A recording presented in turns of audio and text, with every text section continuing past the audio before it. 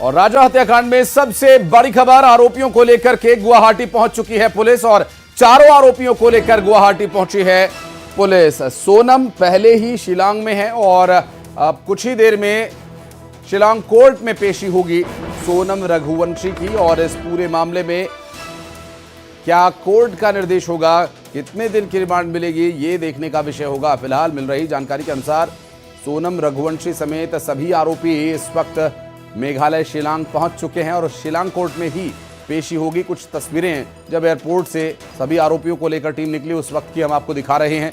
चारों आरोपियों को लेकर गुवाहाटी पहुंची है टीम। अब से कुछ ही देर में सोनम की शिलांग कोर्ट में पेशी होगी। मिल रही जानकारी के अनुसार राजा हत्याकांड को लेकर आज पेशी होनी है सोनम रघुवंशी की।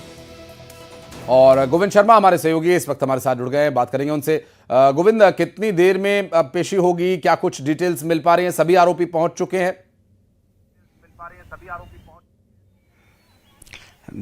देखा जाए तो सोनम रघुवंशी को कल लास्ट नाइट में ही 12:49 पर ला दिया गया था और गणेश दास में ले जाकर उन्हें टेस्ट कराया गया और प्रेगनेंसी टेस्ट में उनको निगेटिव साबित किया गया है और 9 से 10 बजे के बीच में कोर्ट में हाजिर किया जाएगा सोनम रघुवंशी को।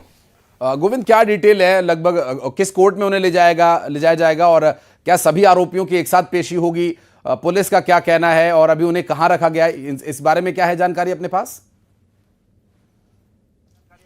सोनम रघुवंशी को अभी गेस्ट हाउस में रखा गया है और शिलांग का ही कोर्ट में उन्हें पेश किया जाएगा। और एक साथ तो नहीं, सोनम रघुवंशी को पहले पेश किया जाएगा और जो उनके साथ में 4 आरोपी है उनको पीछे से पेश किया जाएगा।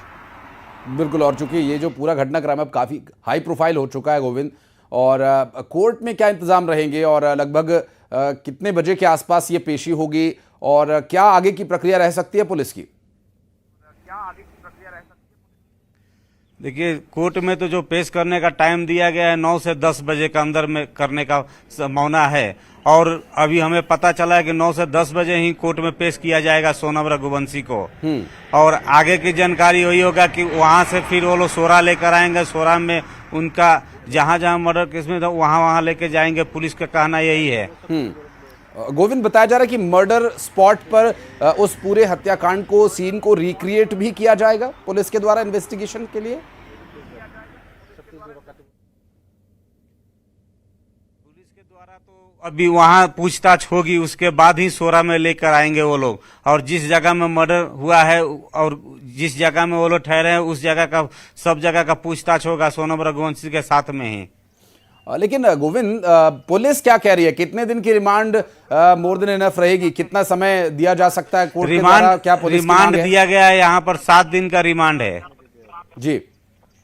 रिमांड जो मिला है पुलिस को, 7 दिन का रिमांड मिला गया है यहाँ पर सोनम रघुवंशी को। जी बिल्कुल। और लोकल लोगों में किस तरह का आक्रोश है इस पूरे मामले को लेकर? क्योंकि जो जब से ये पूरा हत्याकांड हुआ, जब से ये पूरा विषय शुरू हुआ, तब से मेघालय और शिलांग की कुछ जगहों को लेकर जो मीडिया में खबरें चले उससे लोगों में काफी असंतोष देखा गया था कि शांत जगह को बदनाम किया जा रहा है। इस बारे में लोकल लोगों के बीच क्या चर्चा है, क्या वहां के लोगों का कहना है?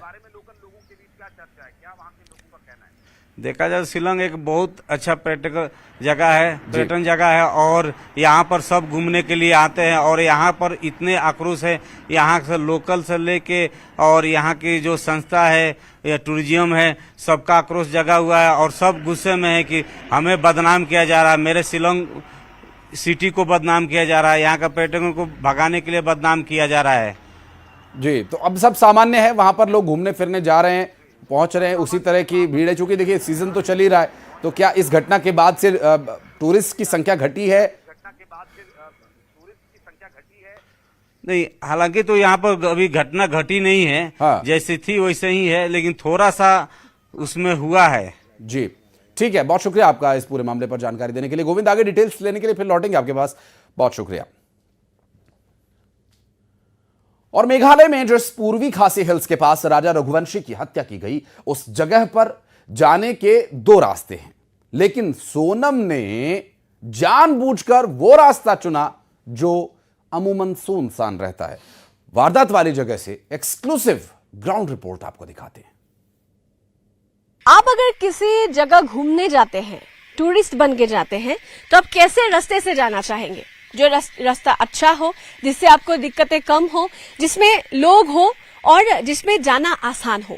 लेकिन उस दिन सोनम ने राजा रघुवंशी को इस ऐसे सुनसान रास्ते से लाने की उन्होंने जिद की।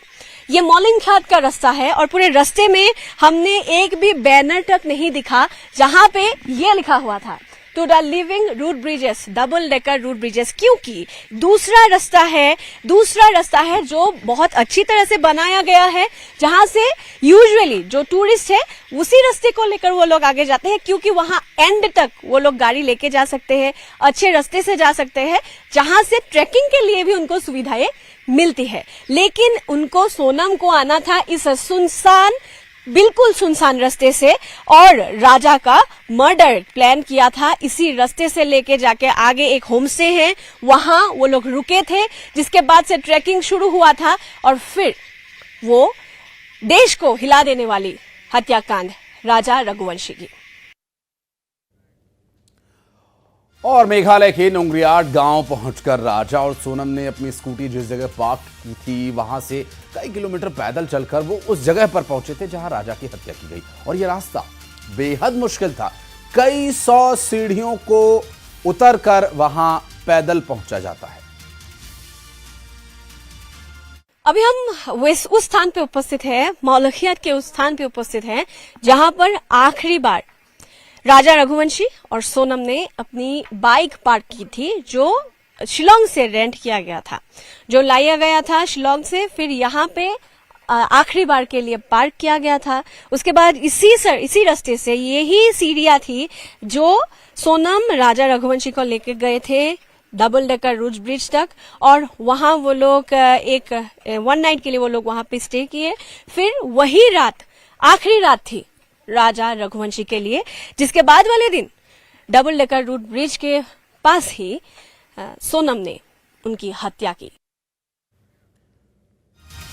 और इस पूरे हत्याकांड मामले में न्यूज 18 की टीम चेरापूंजी के उस होटल पहुंची जहां राजा और सोनम ने रेंटेड स्कूटी से 22 मई को रुकने के लिए वो आए और उनके पास 2 लगेजेस थे और उन्होंने रूम उपलब्ध न होने की सूरत में अपना लगेज वहीं रखा और इस उम्मीद में कि लगेज हम घूम फिर कर जब वापस लौटेंगे या रूम अगर कहीं अवेलेबल हो जाता है तो उसके